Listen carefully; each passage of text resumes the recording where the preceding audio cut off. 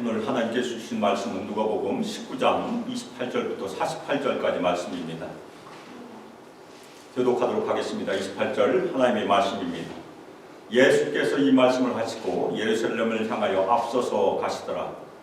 가나온이라 불리는 산중에 있는 벳바게와 베다니에 가까이 가셨을 때에 제자들 둘을 보내시며 이르시되 너희는 맞은편 마을로 가라.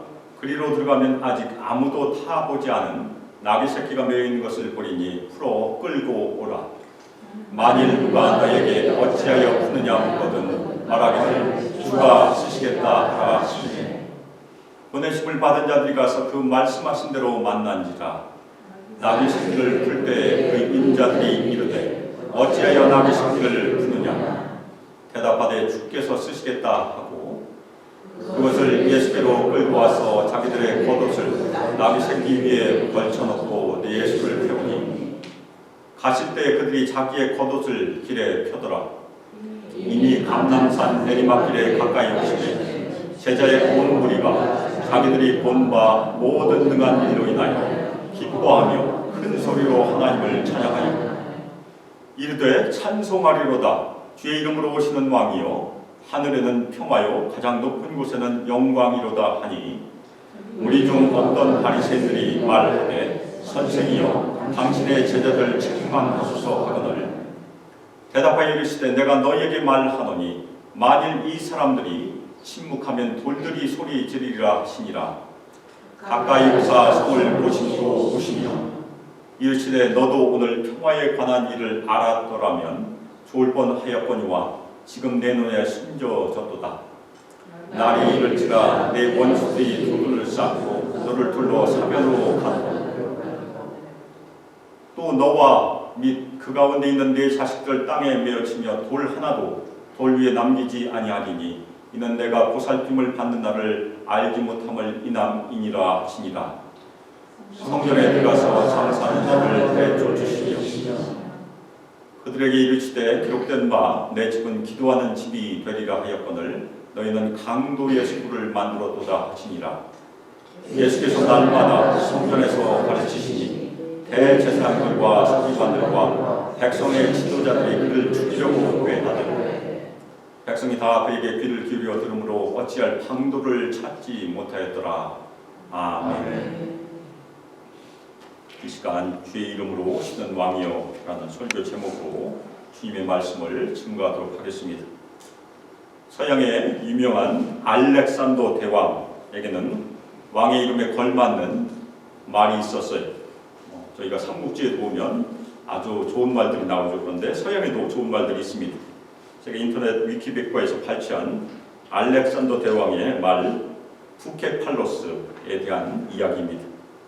한 말 장수가 알렉산더 대왕이 왕자이던 시절이었어요. 12살 때 아버지 왕인 마케도니아 왕 필립 2세에게 부케팔로스라는 말을 팔겠다고 제안을 했는데 이 부케팔로스는 워낙 사나운 말이어서 아무도 길들일 수 없었기 때문에 필립 2세는 그 말에 관심이 없었다고 합니다. 그런데 아들 알렉산더가 자신이 그 부케팔로스를 길들여 보겠다고 자원하고 나섰어요. 알렉산더는 자신이 만일 그 말을 길들이지 못하면 말값을 대신 자기가 내겠다고 이렇게 약속을 했습니다. 근데 알렉산더는 어루만지듯 부드럽게 부케팔로스에게 다가가서 부케팔로스를 태양 쪽으로 향하게 돌려 세웠어요. 그래서 부케팔로스가 더 이상 자신의 그림자를 보지 못하겠습니다. 그 이유는 이 부케팔로스가 사나웠던 이유가 자신의 그림자를 보고 놀라서 흥분해서 그랬다는 얘기입니다. 그래서 태양을 등지고 있던 부케팔로스가 태양을 정면으로 바라보자 그림자가 더 이상 안 보이니까 얌전해졌다고 합니다. 그래서 이 왕자 12살밖에 안 돼요. 이 왕자는 자신의 망토를 벗고 말등에 올라타서 공터를 한 바퀴 돌았어요. 알렉산더 왕자는 부케팔로스를 성공적으로 길들이게 된 것입니다. 이 부케팔로스는 엄청 큰 말이었대요. 온몸에 검은 털을 두르고 이마에는 커다란 흰색 별 모양이 있었고 아주 산화한 말로 묘사되고 있습니다. 이 부케팔로스는 알렉산더 대왕이 전쟁에 나갈 때마다 항상 같이 했어요. 군마였기 때문에 그렇습니다. 수많은 전투에서 알렉산더 대왕과 함께 했고, 부케팔로스는 히다스페스 전투에서 치명상을 입고 기원전 326년 6월에 죽었습니다. 근데 알렉산더 대왕이 이 말을 너무나 아꼈기 때문에 자신의 사랑하는 말 부케팔로스를 기념하여 부케팔라라는 도시를 건설했다고 합니다. 알렉산더 대왕과 부케팔로스처럼 위대한 왕과 용감한 말은 전쟁을 상징하고 더 나아가서 교만을 상징합니다. 그런데 오늘 말씀 저희가 공독한 말씀에 보면 만왕의 왕신 예수님께서는 말을 타시지 않아요. 예수님께서 3년 동안 사역하실 때 어떤 짐승도 타신 적이 없었습니다. 그냥 걸어 다니셨어요. 근데 마지막 일주일을 보내기 위해서 예루살렘 성에 들어올 때는 짐승을 타셨어요. 근데 짐승을 타셨는데 나귀 새끼를 타셨다는 것이 오늘 말씀에 등장합니다. 나귀, 더군다나 나귀 새끼는 전쟁이나 교만과는 아주 멉니다. 그래서 나귀 새끼는 무엇을 상징합니까? 평화와 겸손을 상징합니다.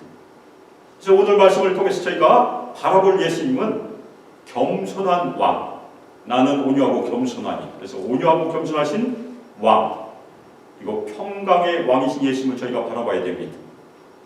우리가 오늘 말씀을 통해서 발견해야 될 예수님의 삶이 평강의 왕으로 오신 예수님, 겸손하신 예수님을 발견하는 것이 우리의 첫 번째 우리의 주제가 되겠죠. 그 다음에 우리 성도들도 이 땅에서 예수님의 길을 따라야 되는데 우리도 끝까지 겸손하고 끝까지 화평을 추구하는 삶이 되어야 된다는 것이 우리의 적용이 될 것입니다. 그래서 오늘 말씀을 통해서 겸손한 왕, 평강의 왕으로 오신 예수님을 바라보고 우리가 끝까지 겸손하고 화평을 추구해야 됨을 마음에 새기실 바람으로 오늘 말씀을 같이 살펴보겠습니다. 오늘 말씀 제가 2021년 종료주일에 설교했던 말씀이에요. 그래서 그것을 보완해서 다시 한번 전하도록 하겠습니다. 지난주에는 예수님께서 한 귀인에 대한 비유를 말씀하셨어요. 한 귀인이 왕위를 얻어가지고 왔을 때 제자들에게 한 문화씩을 남겨주고서 하신 말씀이죠. 그래서 그 말씀을 다 하신 후에 드디어 예루살렘을 향하여 앞서서 가시는 장면이 오늘 말씀입니다. 특별히 앞서서 가셨다는 것은 제자들은 뒤에 있다는 얘기. 이제껏 예수께서 예고하신 모든 말씀을 이루시기 위해서 담대하게 예루살렘을 향하여 걸어가고 있는 그런 장면입니다. 그런데 예수님께서 감람원, 올리브 가든이죠. 감람원이라 불리는 산 쪽에 있는 벳바게와 베다니에 가까이 가셨다고 오늘 말씀이 기록을 하고 있습니다. 드디어 예수께서는 예루살렘에 가까이 오신 것이, 예루살렘은 예수님께서 그분의 사역을 완성하시는 예수님의 사역의 절정, 클라이막스가 이루어지는 그런 장소입니다. 벳바게는 어린 무화과 나무의 집이라고 저희가 번역을 할 수 있는데 지금은 사라진 동네라고 해요. 아마도 감람산 근처에 있을 것이라고 저희가 추측을 하고 있습니다. 그런데 베다니는 지금도 있는 동네예요.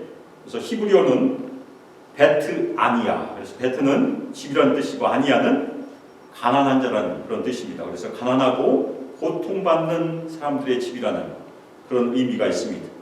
그리고 베다니에는 누가 살고 있었습니까? 예수님께서 사랑하시는 나사로와 누이 동생들이 거기 살고 있었죠. 이 베다니는 예루살렘 동쪽 약 3km 정도밖에 떨어져 있지 않아요. 그래서 예수님께서 일주일 머무시면서 베다니로 가셨다가 오셨다가 하는 그 일들을 반복하게 됩니다. 그런데 스가랴 14장 4절에 보면 이 감람산은 종말의 주의 오심과 관련이 있음을 저에게 보여주고 있습니다. 스가랴 14장 4절, 그날에 그의 발이 예루살렘 앞 곧 동쪽 감람산에 서실 것이요 감람산은 그 한가운데가 동서로 갈라져 매우 큰 골짜가 되어서 산 절반은 북으로 절반은 남으로 옮기고, 이어서 나오는 9절에 보면 마지막 날, 곧 주님의 날에 주가 온 땅의 왕이 될 것이라고 예언을 합니다. 물론 스가랴서에 나오는 이 왕, 주는 여호와 하나님이십니다. 그런데 스가랴가 예언한 이 말씀이 예수님께서 왕이 되심을 실현한 말씀으로 저희가 이해할 수 있습니다. 그래서 감람산, 이 감람산은 마지막 때 메시아의 계시가 이루어진 자리라고 저희가 이해할 수 있어요. 그래서 감람산은 누가복음에도 나오고 사도행전에도 나오게 됩니다. 그래서 예수님의 고난과 부활 그리고 하늘로의 승천을 성취하기 위한 장소로 저희가 이해할 수 있습니다. 예수님께서 제자 둘을 보내셨어요. 그래서 예수님께서 너희는 맞은편 마을로 가라 그렇게 말씀하셨습니다. 맞은편 마을은 반대편 마을이니까 아마도 벳바게나 베다니가 될 것입니다. 그리고 예수님께서는 그리로 들어가면 아직 아무도 타보지 않은 나귀 새끼가 매여 있는 것을 보리니 풀어 끌고 오라 그렇게 말씀하셨습니다. 예수님께서는 직접 가보시지 않으셨어요. 그런데 예수님께서는 나귀 새끼를 만날 것을 미리 아신 그런 장면입니다. 그리고 구약 스가랴 9장 9절에서는 메시아로 오시는 왕인 나귀를 타고 예루살렘으로 들어오실 것이라고 예언을 하고 있습니다. 저기 스가랴 선지자 글을 보면 이 스가랴서가 예수님의 마지막 행적에 많은 부분이 이루어지고 있음을 저희가 볼 수 있어요. 스가랴 9장 9절 시온에 따라 크게 기뻐할지어다 예루살렘에 따라 즐거이 부를지어다 보라 내 왕이 내게 임하시나니 그는 공의로우시며 구원을 베푸시며 겸손하여서 나귀를 타시나니 나귀의 작은 것 곧 나귀 새끼니라. 스가랴 9장 9절이 지금 예수님께서 이루어지고 있음을 저희가 볼 수 있는 그런 놀라운 장면입니다. 메시아이신 예수님께서는 전쟁을 위해서 말을 타고 들어오시지 않아요. 오히려 평화를 위해서 겸손하게 나귀를 타시고 예루살렘 성을 들어오시는 그런 장면입니다. 예수께서 나귀를 타신 것은 예수께서 세상의 왕과 구별된 분이심을 보여주신 것이 겸손한 왕으로 끝까지 평화를 추구하기 위해서 예루살렘 성으로 오시는 분이심을 우리에게 상징적으로 보여주시는 그런 행동입니다. 그리고 예수님께서 만일 누가 너에게 어찌하여 푸느냐 묻거든 말하기를 주가 쓰시겠다 하라 말씀하셨어요. 제가 2021년 이 말씀을 설교할 때 설교 제목은 주가 쓰시겠다 이렇게 설교 제목을 정했었습니다. 굉장히 중요한 말씀이에요. 우리도 주님의 도구이기 때문에 그렇습니다.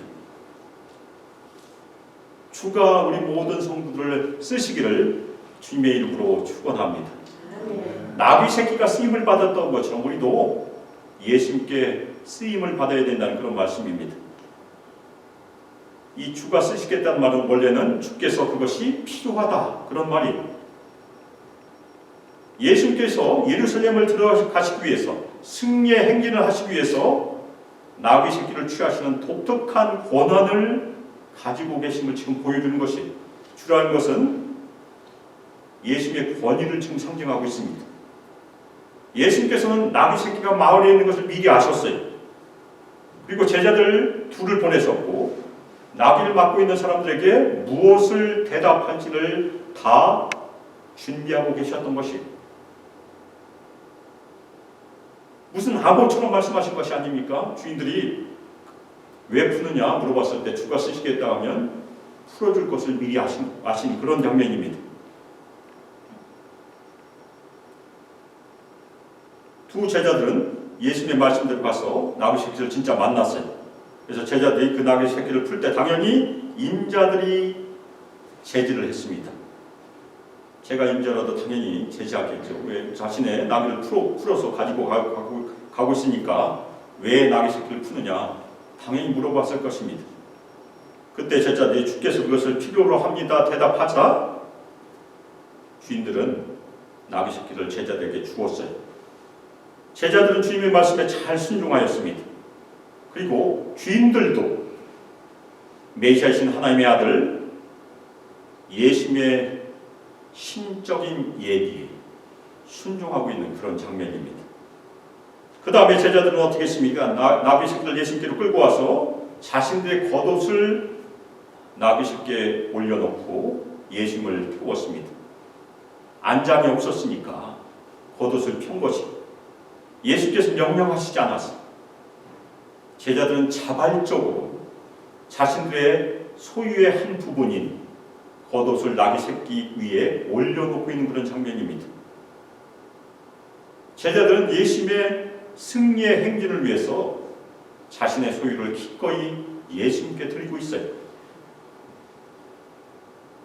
그 다음에 또 제자들이 무슨 행동을 했습니까? 나귀 새끼가 행진을 하기 시작하자 자신들의 겉옷을 예수님 앞에 펴기 시작했어요. 역시 자신들의 겉옷, 자신들의 소유를 주님께 내려놓는 그런 장면입니다. 이 말씀은 열왕기하 9장 13절에도 아주 비슷한 말씀이 있어요.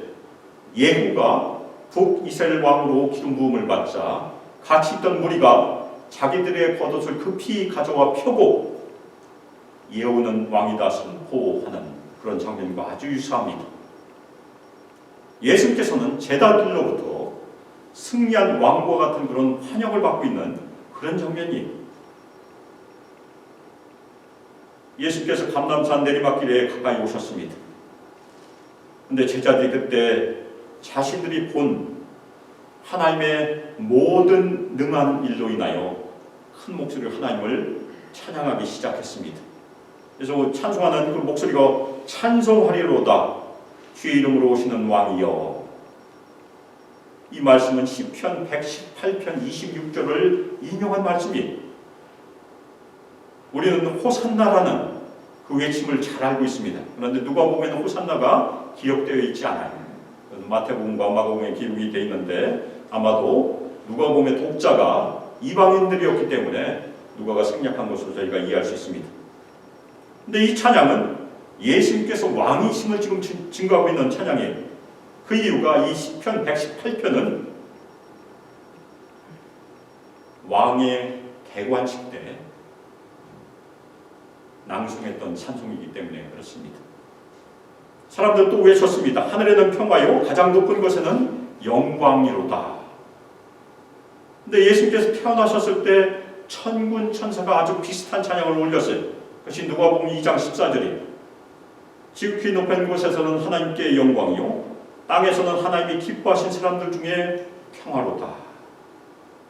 예수님께서 태어나신 중요한 이유가 하나님께 영광이요 이 땅에서는 주님의 평화가 이루어지기 위해서 이 땅에 오신 것이. 그런데 이 사람들은 하늘에는 평화라고만 외치고 있습니다. 차이가 무엇입니까? 2장 14절에서는 땅에서 평화인데 제자들이 외친 것에는 하늘에서 평화라고 외치고 있어요. 그 차이가 어디에서 왔다고 생각하십니까? 아직 예루살렘의 평화가 임하지 않기 때문에 그래요. 예수님께서는 예루살렘에서 즉시 평화를 이루지 아니하십니다. 예수님께서 십자가에 죽으시고 부활하심으로 궁극적으로 하나님이 기뻐하신 사람들, 예수를 믿는 무리, 교회에서 평화가 이루어짐을 예비하고 있는 것이 예루살렘이라는 도시, 유대인들에게 평화가 임하는 것이 아니고 하나님께서 선택하신 사람들에게 평화가 이루어진다는 것이 천군 천사의 찬송의 내용이에요. 그래서 우리 교회, 우리 소망교회 하나님의 평화가 이루어지고 있습니다. 아멘입니까? 물론 부분적으로 이루어지고 있어요. 온전한 평화는 언제 이루어지게 돼 있습니까? 예수님께서 이 땅에 다시 오시면 새하늘과 새 땅이 이루어지고 온전한 평화가 이 땅에 임하게 될 것입니다. 우리 성도들은 그것을 바라보고 지금 살고 있는 것입니다. 그때 바리새인들이 예수님께 항의했어요. 선생이여 당신의 제자들을 책망하소서. 그 중요한 이유는 제자들이 외친 시편 118편이 왕의 즉위식 때 외쳤던 찬송이기 때문에 그래요. 바리새인들은 그것이 듣기가 아주 불편했습니다. 그래서 예수님께 항의하고 있는 것입니다.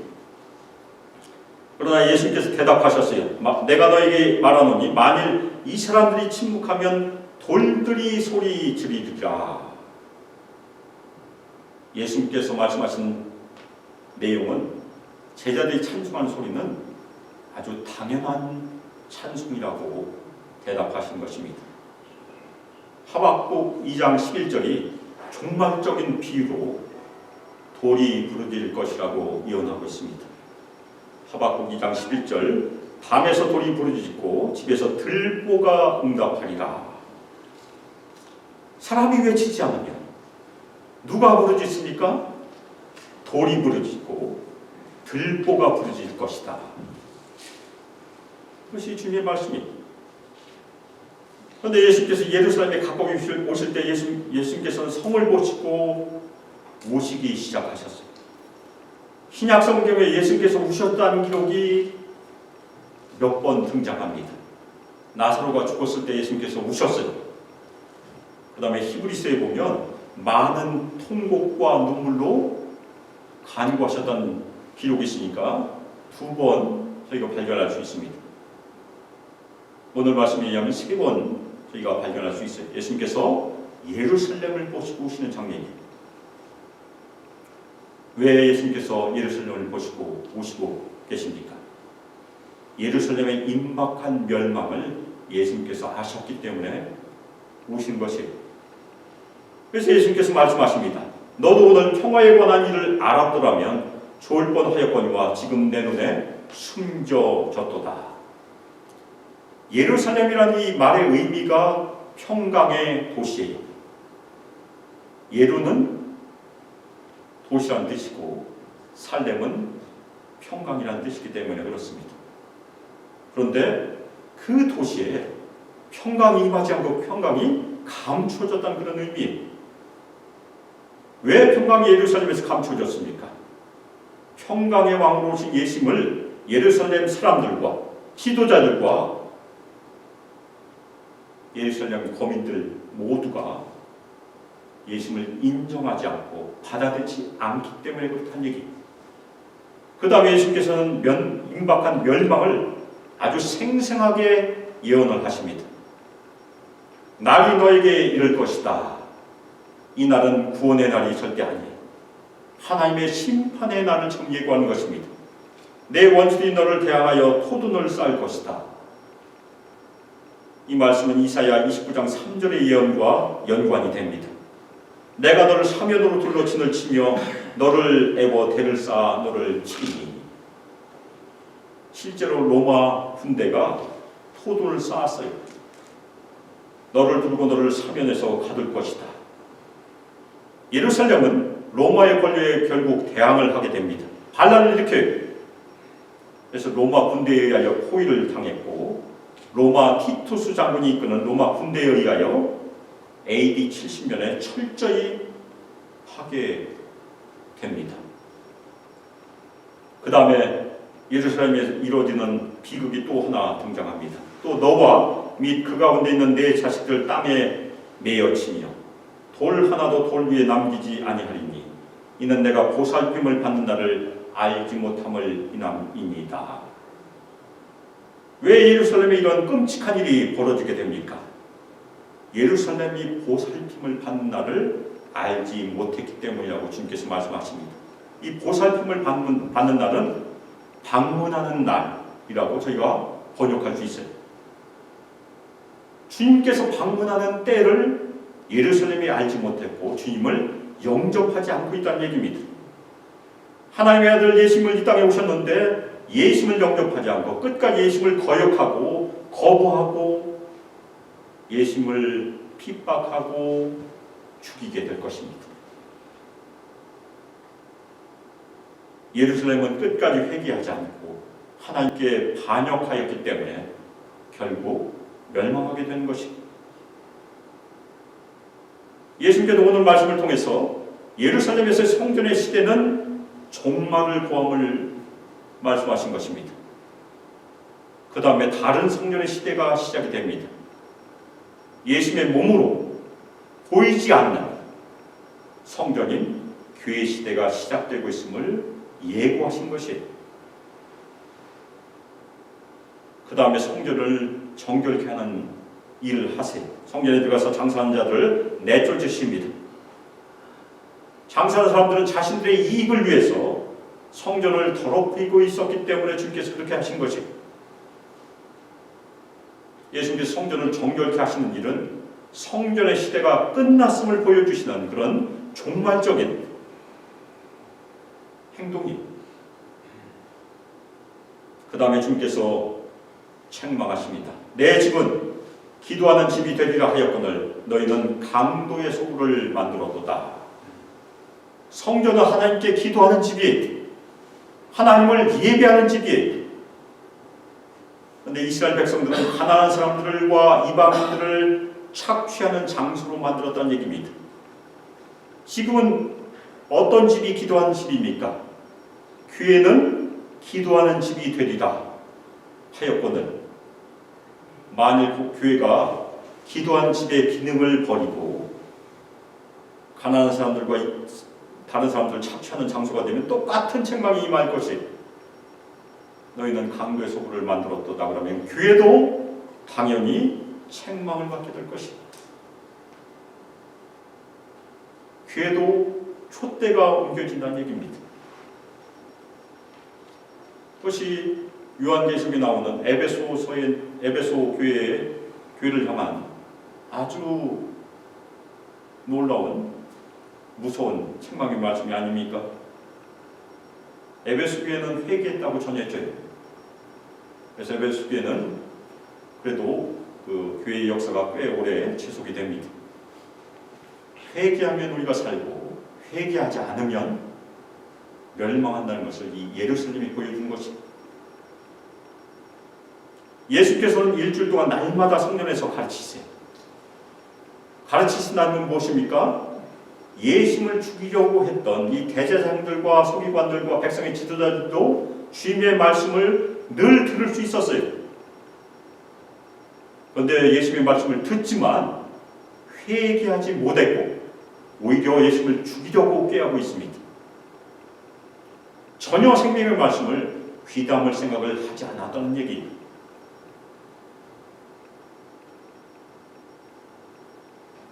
백성들이 다 예수께서 하신 말씀을 귀 기울여 드렸기 때문에 이 대제사장들은 예수를 죽이려고 하는 그 방도를 찾지 못했다고 오늘 말씀은 끝을 맺고 있어요. 그런데 예수께서는 결국 체포를 당하십니다. 그리고 죽임을 당하세요.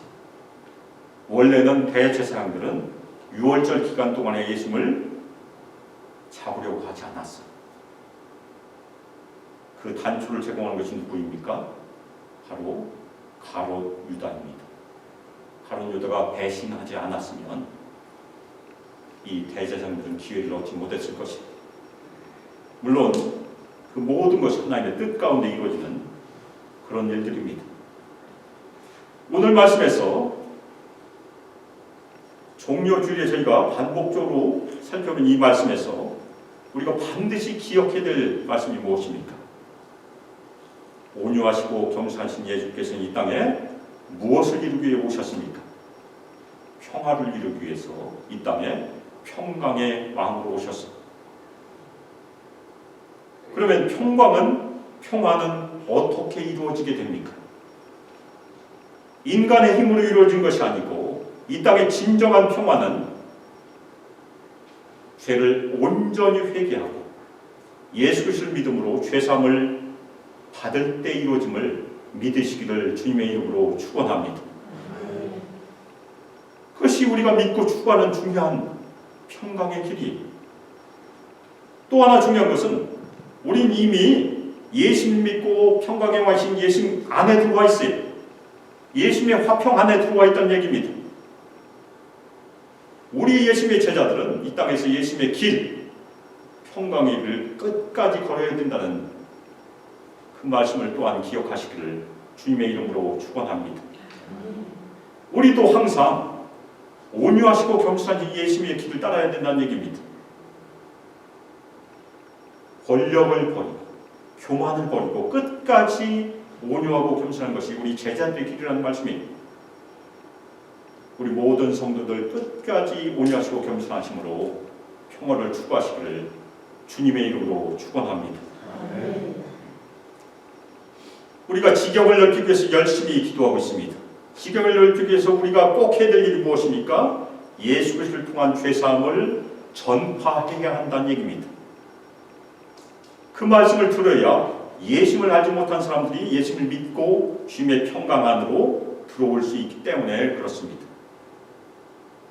그것이 한 해 동안 지경을 넓혀주시길 열심히 기도하며 우리가 해야 될 중요한 순종의 행동이에요. 그래서 우리 모든 성도들 1년 동안 열심히 지경을 넓혀주시길 기도함으로 예수 그리스도 동안 죄사함을 열심히 선포하시기를 주님의 이름으로 축원합니다. 우리 모든 성도들 주의 이름으로 오신 왕이신 예수님을 평생 찬송하며 그분께 온전히 순종함으로 합당한 경배를 올려드리기를 주님의 이름으로 축원합니다. 그리고 우리 모든 성도들 온유하시고 겸손하신 예수님의 마음을 품고 예수 그리스도를 열심히 전파함으로 주님의 평강이 많은 지경을 열심히 넓히시기를 주님의 이름으로 축원합니다. 우리 모든 성도들 열심히 기도하고 주님의 평강의 지경을 열심히 확장함으로 예수님께서 이 땅에 다시 오심을 준비하는 성도들로 주님께 발견되시기를 주 예수 그리스도의 이름으로 축복하며 기도합니다. 아멘. 이전 주 예수 그리스도의 은혜와 하나님의 사랑과 성령 하나님의 교통하심과 교제하심과 우리에게 권능을 부어주시고 충만히 마시고 우리를 인도하시니 이 땅에서 온전히 예수님께 엎드려 순종하고 예수님의 온유하시고 겸손하심을 마음에 품고 예수님의 평강의 길을 따라서 이 땅에서 주 예수 그리스도의 이름으로 죄사함이 있음을 항상 선포함으로 사람들을 주님의 평강으로 인도하며 하나님 나라의 지경을 넓히기를 소망하며 결단하는 우리 수많게 모든 성도들과 청년들과 유수 아이들과 영원토록 함께하기를 주 예수 그리스도의 이름으로 축복하며 기도합니다. 아멘.